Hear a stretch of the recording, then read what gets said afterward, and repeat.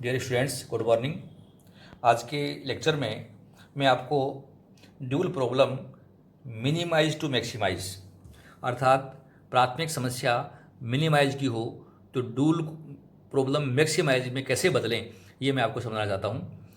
कल के मेरे लेक्चर में आपने मैक्सिमाइज को मिनिमाइज में समझा था और आज का जो लेक्चर है उसमें मिनिमाइज प्रॉब्लम को मैक्सिमाइज प्रॉब्लम में कैसे कन्वर्ट करें अपने को समझना है।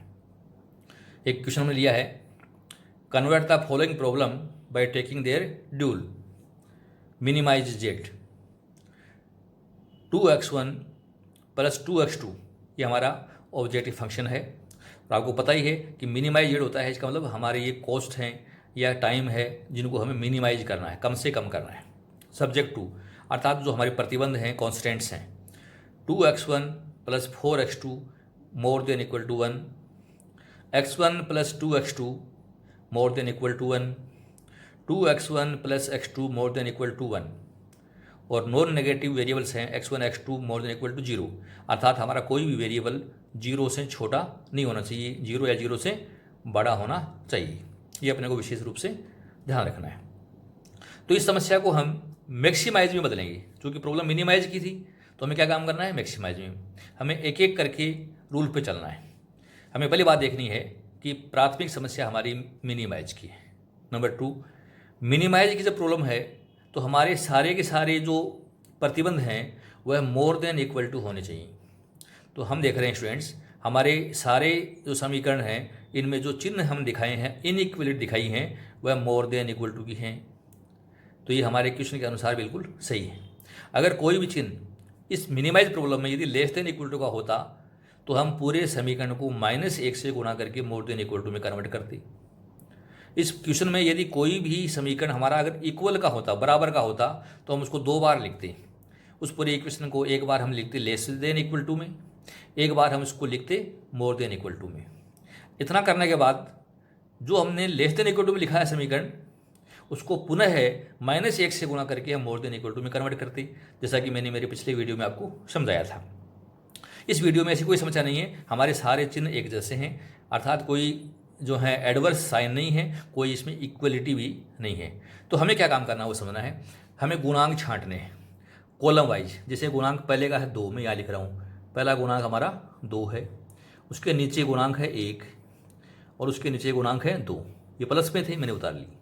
दूसरा जो कॉलम देखिए आप, दूसरे कॉलम का पहला गुणांक है 4, यहाँ गुणांक है 2 और यहाँ गुणांक है 1, ये 3 गुणांक है। मैंने ये तीनों गुणांक आपके सामने रख दिए। तो अर्थात हमारे जो कॉलम हैं वो मिनिमाइज में क्या बन जाएंगे, रो बन जाएंगे। ये अपने को ध्यान रखना है। तो प्रॉब्लम को सोल्व कैसे करें ये समझना है अपने को। तो मैं सोल्व करके बता रहा हूँ। ये मिनिमाइज की है तो ये बनेगी मैक्सिमाइजेड।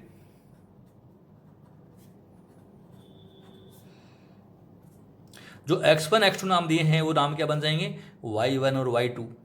और हमारी ये जो मात्राएं होती हैं मिनिमाइज में, वो मैक्सिमाइज में हमारा ऑब्जेक्टिव फंक्शन बनेगा। तो ऑब्जेक्टिव फंक्शन निकालना है मैक्सिमाइज का।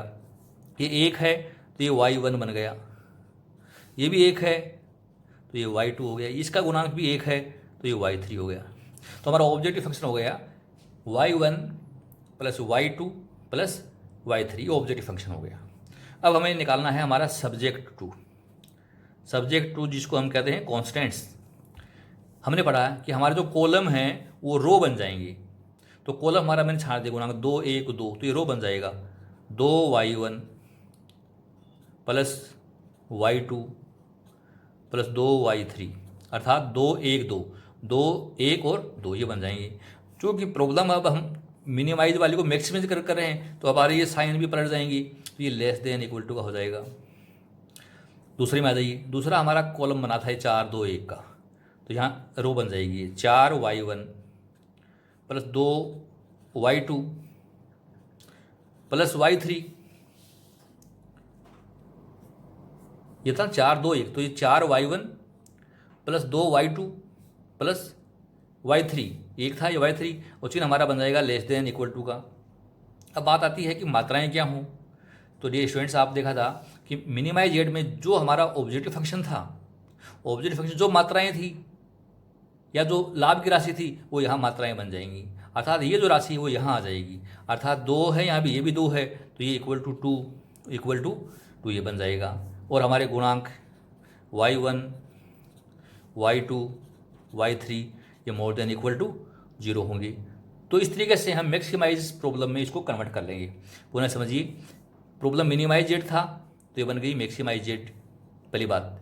दूसरी बात, मिनिमाइज जेड की जो कॉस्ट दिखा रखी थी ऑब्जेक्टिव फंक्शन में 2 और 2, वो मैक्सिमाइज की मात्राएं बन गई 2 और 2।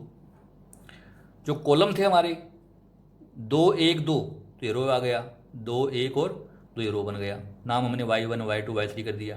दूसरा कॉलम था 4 2 1 तो ये दूसरी रो बन गई। हमारे सिंबल थे मोर देन इक्वल टू के, तो हमने कर दिया लेस देन इक्वल टू का। और जो यहाँ पर हमारे पास में मात्राएं थी ये ऑब्जेक्टिव फंक्शन बन गया 1 1 और 1। तो इस तरीके से हम मिनिमाइज प्रॉब्लम को मैक्सिमाइज प्रॉब्लम में बदल कर दिखा सकते हैं।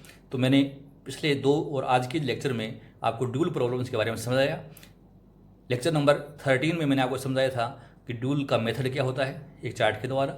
लेक्चर नंबर मेरा जो 14 मैंने आपको दिया, पार्ट 14, उसमें मैक्सिमाइज से मिनिमाइज में हम ड्यूल प्रॉब्लम कैसे बदलें ये सिखाया। और लेक्चर नंबर 15 में मैंने आपको बताया है कि हमारे मिनिमाइज प्राथमिक समस्या को मैक्सिमाइज में कैसे बदलें, ये आपने सीखा है। और डियर स्टूडेंट्स, आपने रेखीय प्रोग्रामिंग का पूरा टॉपिक पढ़ा। इसमें मैंने 2 विधियाँ आपको बताई थी। पहली थी हमारी ग्राफिकल मेथड, दूसरी थी हमारी सिंप्लेक्स मेथड। ग्राफिकल मेथड हमने वहीं लागू किया था जहाँ केवल 2 वेरिएबल होते थे, और सिंप्लेक्स मेथड हमने 2 वेरिएबल थे तो भी लागू किया, 2 से अधिक वेरिएबल हैं तो भी हम सिंप्लेक्स मेथड से सवाल को हल करके दिखा सकते हैं। हमने रेखीय प्रोग्रामिंग में दोनों ही विधियों में 2 मेथड पढ़े हैं। एक मैक्सिमाइजेशन प्रॉब्लम का, जहाँ हमें लाभ अधिकतम करने होते हैं। दूसरा था मिनिमाइजेशन प्रॉब्लम का, जहाँ पर हमें हमारी लागतें न्यूनतम करनी होती हैं। ये 2 मेथड आपने पढ़े। हमने इसमें और भी कई समस्याएं आई, ड्यूल प्रॉब्लम्स भी आपने पढ़ी, मल्टीपल सॉल्यूशन भी आपने पढ़ा, अनबाउंडेड सॉल्यूशन भी आपने पढ़ा, आपने डिजेनरेसी भी पढ़ी, अर्थात अभ्रष्टता का अध्ययन भी किया। इसका कहाँ कहाँ उपयोग होता है ये हमने सबने पढ़ा कि कृषि में भी इसका उपयोग है, परिवहन में उपयोग है, प्रशासन में उपयोग है, व्यापार में उपयोग है, उद्योग में उपयोग है, बैंकिंग क्षेत्र में उपयोग है, वित्त क्षेत्र में इसका उपयोग होता है। इतने सारे उपयोग होने के पश्चात भी लीनियर प्रोग्रामिंग में कुछ कमियां भी हो सकती हैं, कुछ सीमाएं भी हैं। तो मैं आपको बताना चाहता हूँ कि एलपी प्रॉब्लम यह गारंटी नहीं देती कि सिंप्लेक्स विधि सदैव सही हल निकालेगी। कहीं कोई गारंटी नहीं है कि जो हमने हल किए हैं वह बिल्कुल 100% शुद्ध हो। अर्थात हमारे हल जो हैं वह दशमलव में आते हैं, जो कई बार हमें भ्रमात्मक की स्थिति में डाल देते हैं। सिंप्लेक्स विधि में अनिश्चितता पर उपयुक्त ध्यान नहीं दिया जाता है, ये भी आपने पढ़ा है। इसमें एक वीकनेस और आती है कि सिंप्लेक्स विधि में केवल रेखीय निष्कर्षों का ही हल होता है। अर्थात नाम इसका रेखीय प्रोग्राम है, अगर हमारे समीकरण रेखीय नहीं है तो हम रेखीय प्रोग्रामिंग में उसका हल नहीं कर सकते। और एक बड़ी समस्या और आती है जो सीमाओं में रूप में हम ले सकते हैं, सिंप्लेक्स विधि समस्याओं का सर्वमान्य हल नहीं है। अर्थात बहुत सी ऐसी समस्याएं भी हैं जिनका हल या नहीं है, इसे एकमात्र सर्वमान्य विधि मानना हमारी भूल होगी। अतः डियर स्टूडेंट्स, आपने एलपी प्रॉब्लम पढ़ी, ये बिजनेस प्रॉब्लम्स को सॉल्व करने का एक उपयुक्त टूल है, लेकिन 100% इसको शुद्ध मान लें ऐसा भी नहीं है। एक तरीके से ये संभावित हल देती है, फिजिबल सॉल्यूशन, संभाव्य हल की तरफ हमें ले जाती है। तो ये सिंप्लेक्स मेथड और ग्राफिकल मेथड मैं यहाँ कंप्लीट करता हूँ। आप लोग को कोई भी प्रॉब्लम अगर किसी भी प्रकार की है तो आप अपनी बुक से कंसल्ट कीजिए, और अगर नहीं समझ में आती है तो आप मेरे से पूछ सकते हैं। आप अपने कमेंट के द्वारा समस्याओं का आप समाधान भी ले सकते हैं। आपने ये लेक्चर बहुत ध्यान से सुना, बहुत बहुत धन्यवाद। और मेरे लेक्चर को आप अपने साथियों में शेयर कीजिए। मेरा चैनल जो है उसको आप सब्सक्राइब कीजिए, और मेरे लेक्चर्स को आप अगर अच्छे लगे हैं तो अवश्य लाइक कीजिएगा। Thank you so much.